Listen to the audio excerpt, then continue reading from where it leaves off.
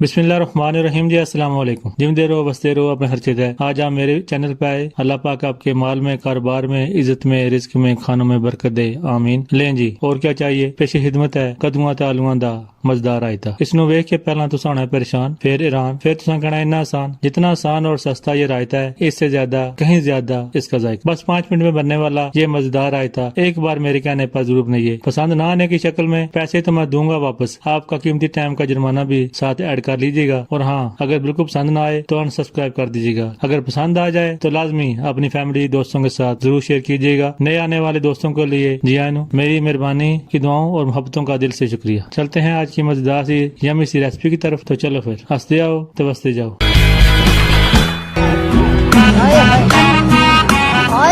बिस्मिल्लाहिर्रहमानिर्रहीम जी। कद्दू, दही, हरी मिर्च, टमाटर, आलू और प्याज, थोड़ा सा जीरा, काली मिर्च, नमक से बनने वाला ये मजेदार रायता आपके लिए लाया हूं। कद्दू और आलू का मजेदार रायता। आधा किलो कद्दू और तकरीबन आधा किलो से थोड़े कम ही थे आलू। सबसे पहले कद्दू को अच्छी तरह धोकर साफ कर लें और एक बाउल ले लें। इसमें पानी शामिल कर दें और कद्दू को उसके अंदर ही कद्दूकश करना है, क्योंकि ये जल्दी ही ब्लैक कलर की तरफ चले जाते हैं, यानी कलर चेंज कर जाते हैं। और साथ ही ये आलू 3 अदद तकरीबन आधा किलो से थोड़े कम ही थे, इनको भी वॉश करके काट लें। अभी हम कद्दू को और आलू को उबाल लेंगे। एक खूबसूरत कढ़ाई ले लें और इसमें जो कद्दू आपने कद्दूकश किया था वो शामिल कर दें। पानी शामिल कर दें और तकरीबन 1 लीटर पानी था। साथ ही आलू शामिल कर दें काट कर और अभी फ्लेम को मीडियम कर दें। तकरीबन 5 से 6 मिनट तक इसको छोड़ दें। अभी आलू बरीक बरीक काट कर एक बाउल में शामिल कर दें। मैश नहीं किए, काटने। और चलते हैं अगले मजेदार से मरले की तरफ। एक बाउल ले लें और इसमें दही शामिल कर दें। तकरीबन आधा किलो है। अच्छी तरह फेंट कर थोड़ा सा बचा लीजिएगा, वो गार्निश में हम काम आ जाएगा। मैंने मजे तो माया होना होंगे। आधी चम्मच जीरा शामिल कर दें।